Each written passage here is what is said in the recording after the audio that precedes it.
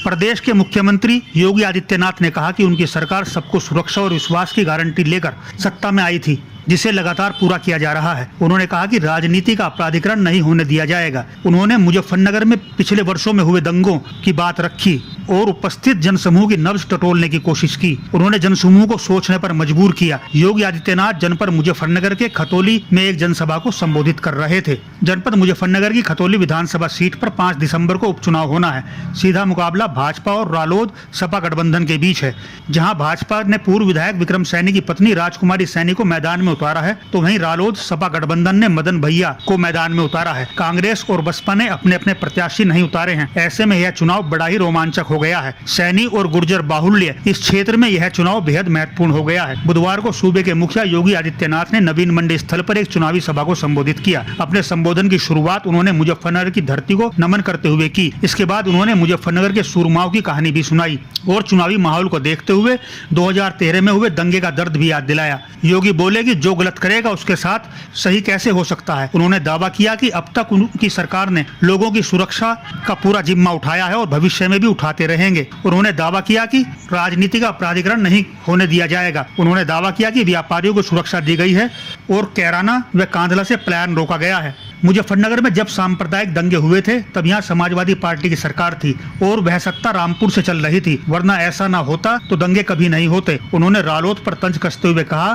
कि सपा तो सरकार में थी, उस समय आप कहाँ थे। मुजफ्फरनगर की धरती को नमन करता हूँ, जिसमें एक ओर माँ गंगा का आशीर्वाद मिलता है तो दूसरी ओर से माँ यमुना का भी आशीर्वाद इस धरती को प्राप्त होता है।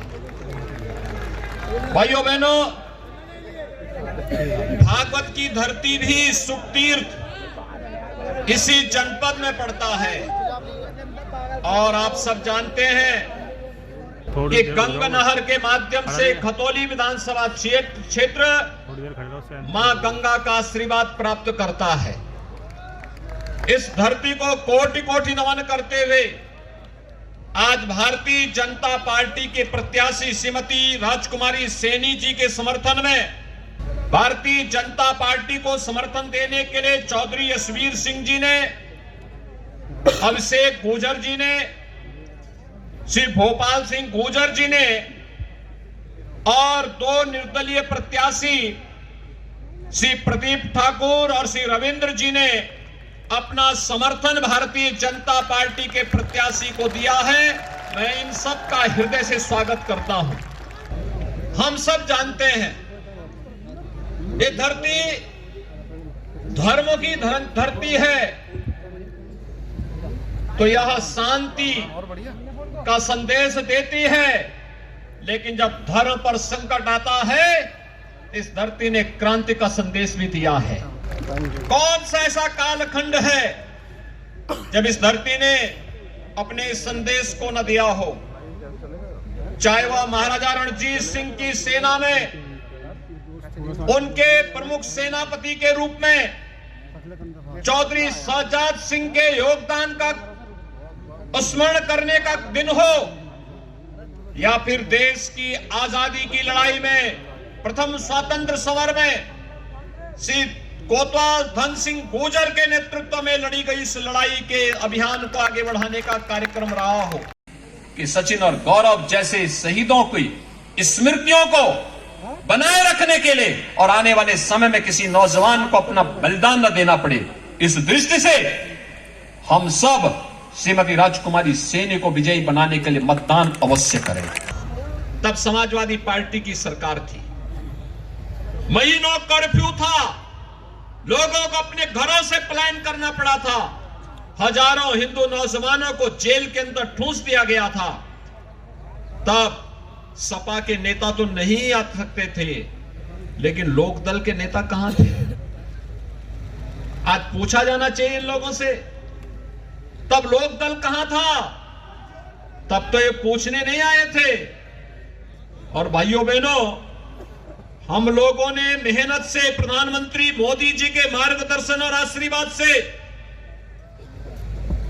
आज उत्तर प्रदेश की कानून व्यवस्था को एक नजीर बनाया है। पहले यहां पर कैराना और कांधाला से पलायन होता था, हर एक कस्बे में आकर के गुंडे जाकर के एक एक व्यापारी से गुंडा टैक्स वसूली करते थे, राह चलते हुए राहगीरों की हत्या करते थे। अन्नदाता किसान अपने खेतों में नहीं जा सकता था, बहन बेटियां स्कूल नहीं जा पाती थी और बहनें मार्केट में जाकर के घर के लिए आवश्यक सामग्री नहीं खरीद सकती थी। भाइयों बहनों, आज केराना और कांदला का प्लांट बंद हुआ। जो भागे हुए थे वे व्यापारी वापस आए हैं। आज फिर से केराना और कांदला में रौनक फिर से देखने को मिल रही है। बहन और बेटियां सुरक्षित हुई हैं, गुंडा टैक्स बंद हुआ है। और भाइयों बहनों, सपा और लोकदल की जोड़ी फिर से गुंडा टैक्स को प्रारंभ करने की साजिश का हिस्सा बना हुआ है। केराना और कांदला जैसे प्लान के लिए फिर से साजिशें रच रहे हैं। फिर से वह चाहते हैं कि बेटियां और बहनें फिर से सड़क पे ना आने पाए। तालिबान जैसा शासन चाहते हैं।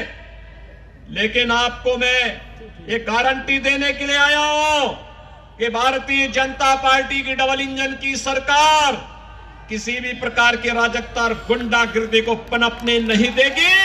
जो जिस भाषा में समझेगा उस भाषा में उसको समझाने का कार्य भी करेंगे।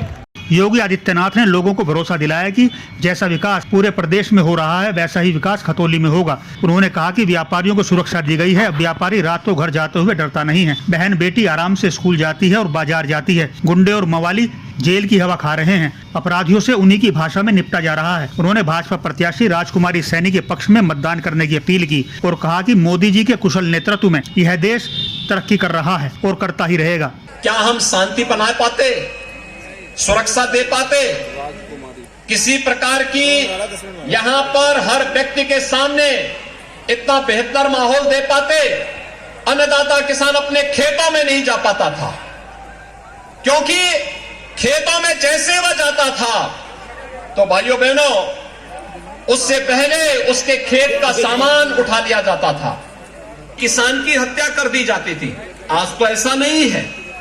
आज तो सुरक्षा का एक बेहतर वातावरण है। और मैंने तो पहले कह रखा है, अपराधी जिस प्रकार की भाषा, माफिया जिस प्रकार की भाषा में समझेगा उस भाषा में उसको समझाने का कार्य करो, लेकिन आम जनता की सुरक्षा में सेंध लगाने की छूट किसी को मत दो।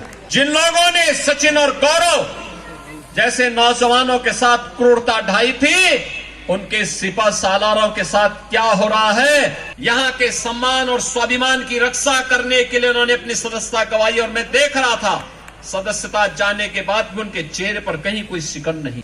पूरी मजबूती के साथ इस लड़ाई को लड़ी, बिना डिगे, बिना हिले, बिना झुके उस लड़ाई को लेकर के लड़ते रहे, कार्य करते रहे। और सदस्यता जाने के बाद भी कहीं पे कोई संकोच नहीं। उन्होंने कहा कि तो मैं जो मेरा कर्तव्य था उस कर्तव्य के लिए हमने किया। इसीलिए भारतीय जनता पार्टी नेतृत्व ने श्रीमती राजकुमारी सैनी जो मजबूती के साथ उनके साथ उस समय खड़ी रही, उनको फिर से प्रत्याशी बना करके आपके बीच में उतारा है। उन शहीदों के गौरव की रक्षा भी करनी है और साथ साथ राजनीति का अपराधीकरण न होने पाए। अपराधियों का राजनीति में प्रवेश पूरी तरह प्रतिबंधित होना ही चाहिए। यह भी संकल्प हम सबका होना चाहिए। भाइयों बहनों, ये पेशेवर माफिया और अपराधी अगर राजनीति में हावी होंगे तो याद रखना कि ये लोग आम नागरिक का और व्यापारियों का जीना हराम कर देंगे, व्यवस्था को पूरी तरह माफियाकरण कर देंगे। ये लोग सपा शासन काल में जिस प्रकार की नंगा नाच करते थे, नग्न तांडव करते थे, उस प्रकार के कृत्य करने लग जाएंगे। हर हाल में इनको रोकना है, किसी भी स्थिति में इनको आगे नहीं बढ़ने देना है। एक संकल्प हम सबका होना चाहिए और बाकी आप हिम्मत से काम लीजिए। बाकी जो कुछ बचा होगा वो हमारा बुलडोजर पूरा कर देगा। 10 मार्च के बाद इस सारी गर्मी अपने आप शांति में बदल जाएगी, कश्मीर जैसी ठंडी ला देगी। और भाइयों बहनों, मैं एक बार फिर कहने के लिए आया हूं, हमें उत्तर प्रदेश की राजनीति का अपराधीकरण नहीं होने देना है। उत्तर प्रदेश में अपराधियों का राजनीतिकरण भी नहीं करने देना है।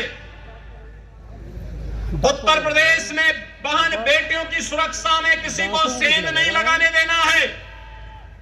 विकास के बैरियर को हर हाल में हटाना है। अन्नदाता किसानों के सम्मान की रक्षा भी करनी है और हर व्यापारी को और हर नागरिक को सुरक्षा की गारंटी भी देनी है।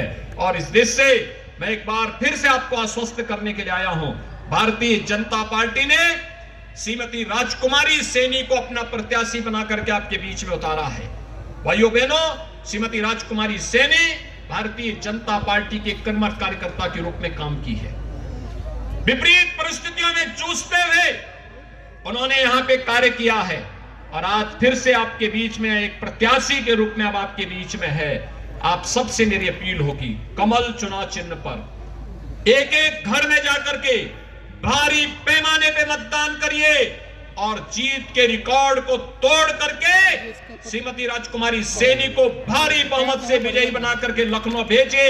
विकास की पारी हमारी फिर होगी और यहां पर फिर से हम लोग आएंगे विकास के इन कार्यक्रमों को आगे बढ़ाने के लिए। यही अपील करते हुए आप सबसे मेरी अपील होगी कि 5 दिसंबर को श्रीमती राजकुमार सैनी को कमल चुनाव चिन्ह पर भारी बहुमत से विजयी बनाएंगे। इन्हीं शब्दों के साथ आप सबके प्रति मेरी शुभकामनाएं। सभी के याद होगा, लेकिन ये राजकुमारी कभी नहीं भूलने की, क्योंकि वो टाइम ऐसा था, वो भूलने लायक नहीं था। प्रधान जी को जेल में लेके गए थे, लेकिन भगा के लेके गए थे। सियोना या कोतवाल ने ये नहीं कहा था कि मैं विधायक जी को खा ले जा रहा। प्रधान जी उस टाइम पर प्रधान जी थे, लेकिन हिम्मत नहीं थी, अगर वे मेरे हाथ में छीन लेते। सभा की सरकार थी।